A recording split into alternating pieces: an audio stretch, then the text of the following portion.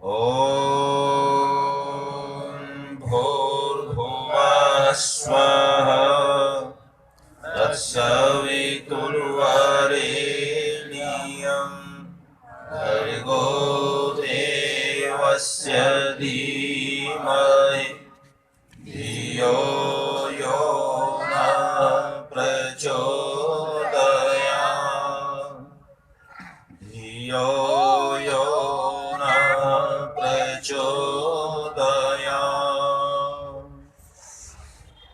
बहुत ही सम्मान के योग समादरणीय हमारे प्राचार्य महोदय जी, जो निरंतर 3 दिन से इस कार्यक्रम को गति दे रहे हैं।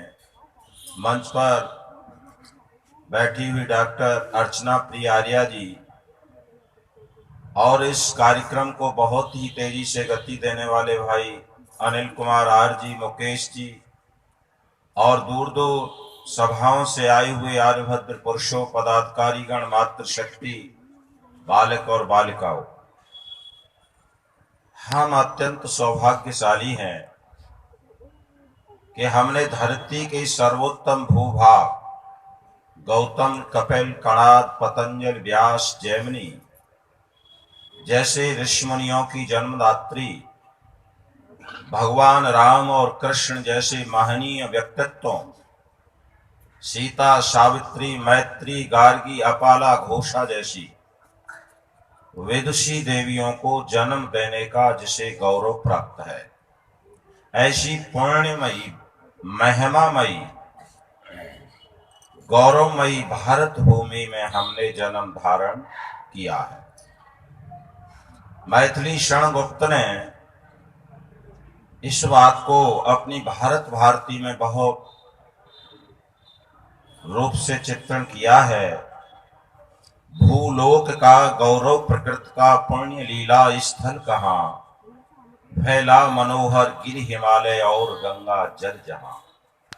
संसार में सबसे अधिक किस देश का उत्कर्ष है, उसका जो ऋषभूमि है वह कौन भारत वर्ष है। हमारे सौभाग्य की परिधि उस समय और विस्तृत हो जाती है जब हम विचारते हैं कि ऐसे देश में हमने जन्म लिया, उसके साथ साथ हमें ऐसे गुरु के रूप में, ऐसे ऋषि के रूप में युगों युगों के पश्चात देव दयानंद जैसा ऋषि, देव दयानंद जैसा गुरु हमें प्राप्त हुआ, जिसने युगों युगों के पश्चात हम जो भूल चुके थे उसको फिर से पुनरावृत करके हमको दिया।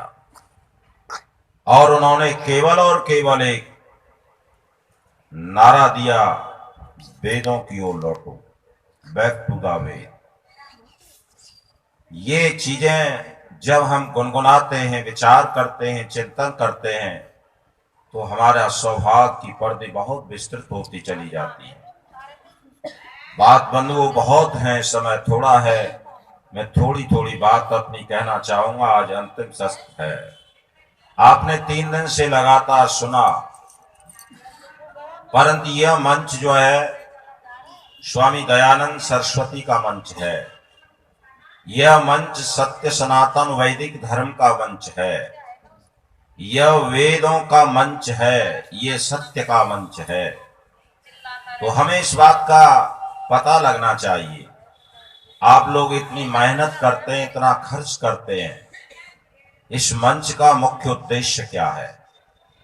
इस मंच का जो उद्देश्य है, सत्य सनातन धर्म का जो उद्देश्य है, सत्य सनातन धर्म किस पर टिका है? ये इसके 4 खम्भ हैं। आप सब लोगों को पता होना चाहिए। 4 खम्भों पर हमारा सत्य सनातन धर्म टिका होता है। 4 खम्भों पर महर्षि दयानंद सरस्वती से खड़ा करना चाहते थे, जो गिर चुका था। सबसे पहला वर्ण और आश्रम व्यवस्था। यह मंच वर्ण और आश्रम व्यवस्था की व्याख्या करता है, प्रचार करता है, प्रसार करता है। दूसरा खम्भ होता है यज्ञ और संस्कार, और तीसरा इसका खम्भ होता है अष्टांग योग। और चौथा खम्भ होता है वैदिक त्रेतवाद।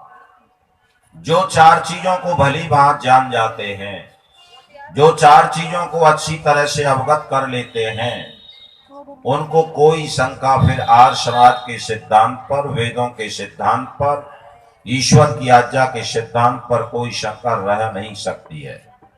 इसलिए आप निरंतर ये प्रयास किया करो कि हम इन चार चीजों पर विशेष चिंतन लिया करें, सुना करें, क्योंकि विस्तृत इसकी चर्चा नहीं हो सकती है। आप निरंतर यज्ञ और संस्कार के विषय में बहुत सुन रहे हैं 3 दिन से। स्वामी दयानंद सरस्वती ने जो है इन यज्ञ और संस्कारों पर, वर्ण और आश्रम व्यवस्था पर, अष्टांग योग पर और वैदिक त्रेतवाद पर ही सारा जीवन खपा दिया था। उसे किसी रूप में विद्वान कहते हैं, पर बात वहीं आकर के रुक जाती है। इसलिए मैं कहना चाहता हूं, जैसे कि वर्ण और आश्रम व्यवस्था है, ये वर्ण 4, इसका मूल यह है कि यह मंच जो है कर्म से जाति मानता है, जन्म से जाति का विरोध करता है। जन्मना अजायते शूद्र संस्काराद वे उच्यते वेद पाठी भवेत विप्र ब्रह्म जानाति ब्रह्मणा। अर्थात जन्म से सभी शूद्र पैदा होते हैं, परंतु कर्म के आधार पर निरंतर बढ़ता है व्यक्ति, तो कर्म के आधार पर शूद्र से ब्राह्मण हो सकता है और ब्राह्मण से शूद्र हो सकता है। कर्म से जो है आर्य हो सकता है और आर्य कर्म से अनार्य हो सकता है। ये मंच इस बात के लिए विशेष रूप से कहता है, और इसके उदाहरण के लिए आप देख सकते हैं, जो आपको ज्यादातर आपकी समझ में आएगा। आप बताइए, रावण किस कुल में पैदा हुआ था? राम का जन्म किस कुल में पैदा हुआ था? राम का जो कुल था वो उच्च ब्राह्मण कुल था, पुलस्त ऋषि का नाती था, परंतु कर्म के आधार पर क्या हुआ?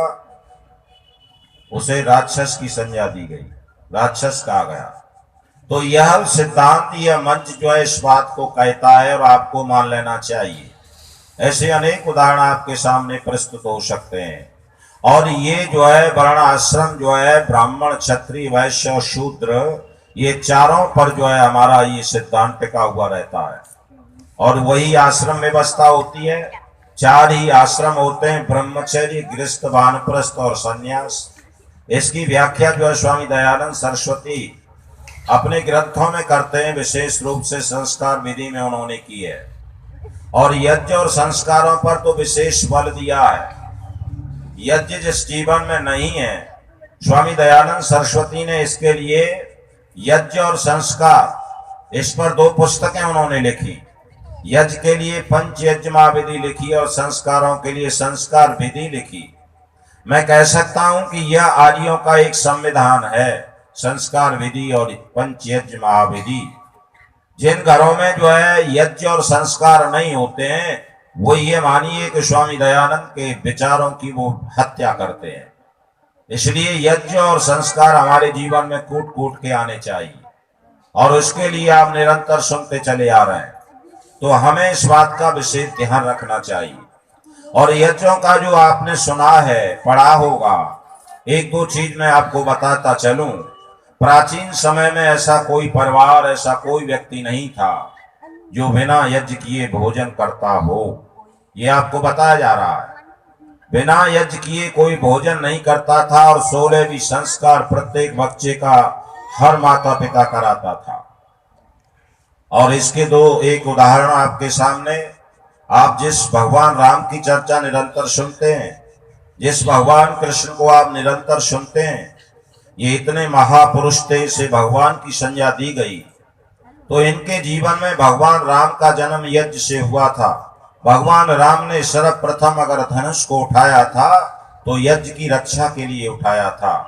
भगवान कृष्ण के जीवन में भी यज्ञ था, और उसका कारण था कि राम के जीवन में यज्ञ क्यों था, कि उसकी माँ के जीवन में यज्ञ था। जिस समय आपको पता होना चाहिए, राम का वनवास हो गया और वनवास की तैयारी हो गई, चलने के लिए तैयार हो गए, और वो जा रहे हैं, तो सर्वप्रथम वो अपनी माँ कौशल्या के महल में गए। प्रातः काल का समय है, सारी अयोध्या सजाई गई है, क्योंकि राज तिलक होना सा अभिषेक होना था। परंतु किसी कारणवश कर्म के आधार पर जो है रातों रात में विचार बदल जाते हैं, संविधान बदल जाता है। राम को अभिषेक न होकर के दंडकारण्य में जाने का आदेश हो गया और राम जो है अपनी मां कौशल्या के महल में पहुंचते हैं। प्रातःकाल का समय है। आप क्या बता सकते हैं कि उस समय राम की माता कौशल्या क्या कर रही थी? यज्ञ कर रही थी। माता जी कह रही हैं, ये कोई वैसी बात नहीं है जो यहाँ मंच से कही जा रही है। इस मंच इसे प्रमाणित करता है। जिस समय राम कौशल्या के महल में जाते हैं, प्रातःकाल का समय, उस समय राम माता कौशल्या यज्ञ कर रही थी। वाल्मीकि रामायण उठाइए, पढ़िए। साक्षोम वसना हृष्टा नित्यम मृत्य परायणा अग्नि ज्योति सदा मंत्र वत कृत मंगला। वह कौशल्या मां रेशमी परिधान पहने हुए, रेशमी परिधान पहने हुए वेद मंत्रों से युक्त होकर के यज्ञ कर रही थी। राम को थोड़ी देर बैठना पड़ा और बैठने के पश्चात जब अपने यज्ञ से निवृत्त होती हैं तो सर्वप्रथम मां कौशल्या के मुंह से निकलता है कि बेटे तुम्हारे राजा अभिषेक में क्या विलंब है। मां कौशल्या को पता नहीं था कि मेरे बेटे को जो है वन में जाना है। खैर उस प्रसंग को मैं नहीं कहना चाह रहा हूं। तो उस समय जो है यज्ञ कर रही थी राम मां कौशल्या।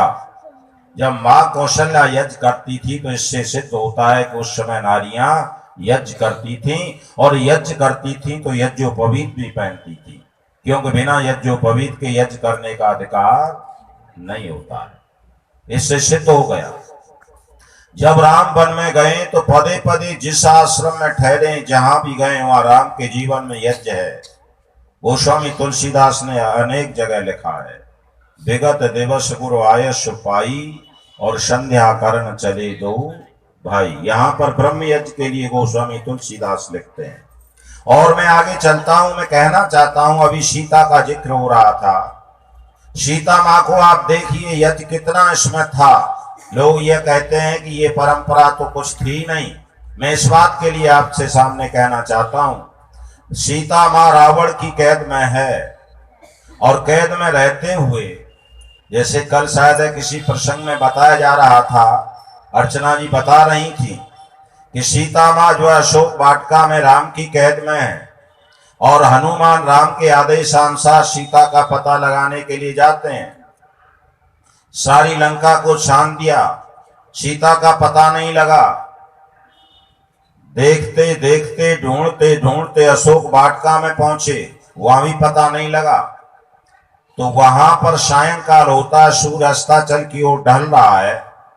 तो वहां अशोक वाटिका में एक जल वाली नदी, शुद्ध जल, बहुत सुंदर, जिसमें जल बह रहा था, उस नदी को देख करके हनुमान वहां बैठ जाते हैं।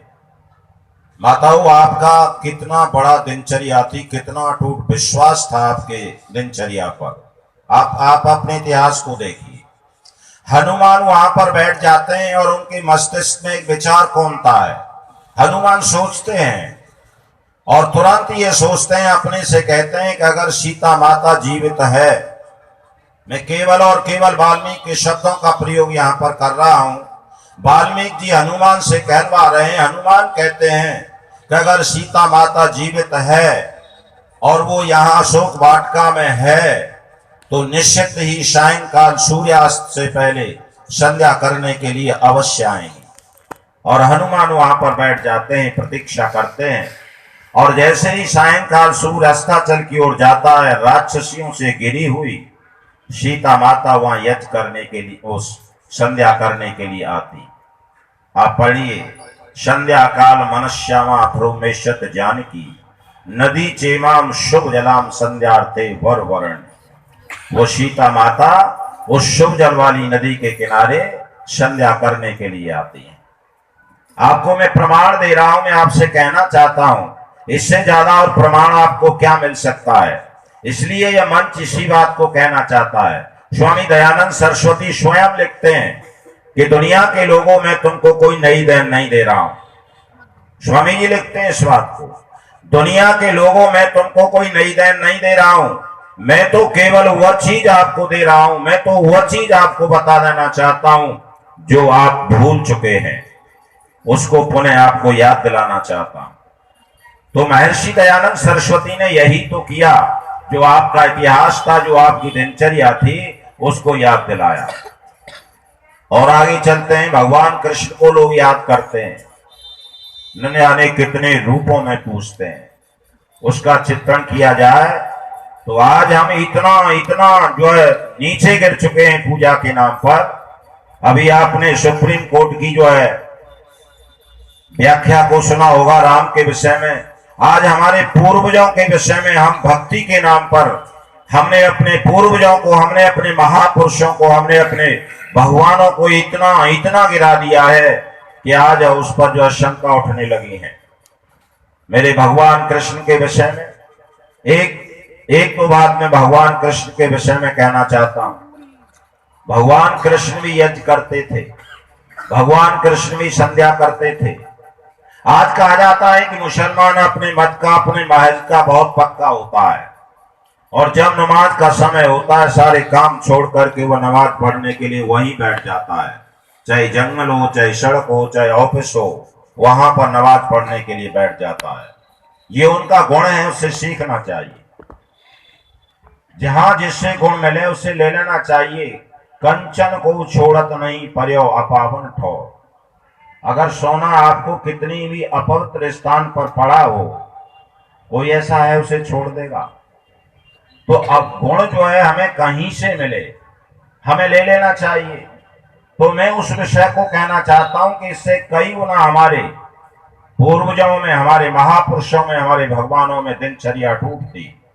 भगवान कृष्ण को आप पढ़िए, महाभारत पढ़िए, उनका जीवन चरित्र पढ़िए। जिस समय वो हस्तिनापुर के लिए जा रहे हैं, कौन? भगवान कृष्ण। किस लिए जा रहे हैं? संधि का प्रस्ताव लेकर। भगवान कृष्ण ये चाहते थे कि महाभारत का युद्ध न हो।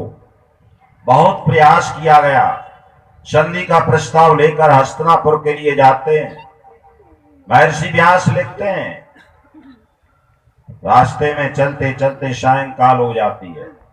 जैसा वैमासिकता के विषय में कह रहा था, हनुमान सोचते हैं, ऐसे ही संध्या काल होता है। भगवान कृष्ण जाते हैं, संध्या काल हो गया, रथ को रुकवा दिया, और रथ को रुकवा करके जो है रथ पे उतरते हैं और अपना जो है दिनचर्या करते हैं, संध्या करने के लिए बैठ जाते हैं। महर्षि व्यास को पढ़िए। अवतीर रथातूणम कृत्वा शौचम यथा विधि रथमोचन आदित्य संध्या मुपवेशः। अवतीर रथातूणम, अवतीर कहते हैं उतरने को। रथ से उतर करके भगवान कृष्ण जो है संध्या करने के लिए बैठ जाते हैं। कृत्वा पौर्वाएकम स्नानम सुचर अलंकृत उपतस्ते विवस्वंतम पावकम च जनार्दन। कृत्वा पौर्वाएकम स्नान आदि करके। आगे की दिनचर्या में महर्षि व्यास लिखते हैं, स्नान आदि करके जो है अपना नित्य कर्म संध्या आदि और यज्ञ आदि करते हैं। एक बार कहते हैं कि युधिष्ठिर महाराज को भगवान कृष्ण के साथ कहीं जाना था, समय दे दिया गया था। प्रातःकाल थोड़ी जल्दी भगवान कृष्ण के घर महल में पहुंच गए, और भगवान कृष्ण के यहाँ पहुंच गए प्रातः जल्दी, तो उन्हें बहुत प्रतीक्षा करनी पड़ी, बहुत वेटिंग करनी पड़ी। और वहां पर लिखा है कि युधिष्ठिर महाराज बैठे बैठे बहुत परेशान होने लगे, और उस समय भगवान कृष्ण क्या कर रहे थे? यज्ञ कर रहे थे, योग कर रहे थे। काष्ठ कुब्य समचापी निरोध संभागव। जब वहां से आए, निवृत्त होकर के युधिष्ठिर से मिले, तो युधिष्ठिर महाराज कहते हैं भगवान कृष्ण से, काष्ठ कुब्य समचापी निरोध संभागव। हे माधव, तुम तो इतने कंप्लीट पुरुष हो, इतने योग पुरुष हो। काष्ठ कुब्य समचापी, जैसे कोई बड़ी लकड़ी की पेड़ पड़ी हो, जैसे कोई साधु की कुटिया हो, वो हिलती नहीं है, उसी प्रकार से तुम कितने योगस्थ रहते हो। ये हमारे महापुरुषों का हमारा इतिहास था।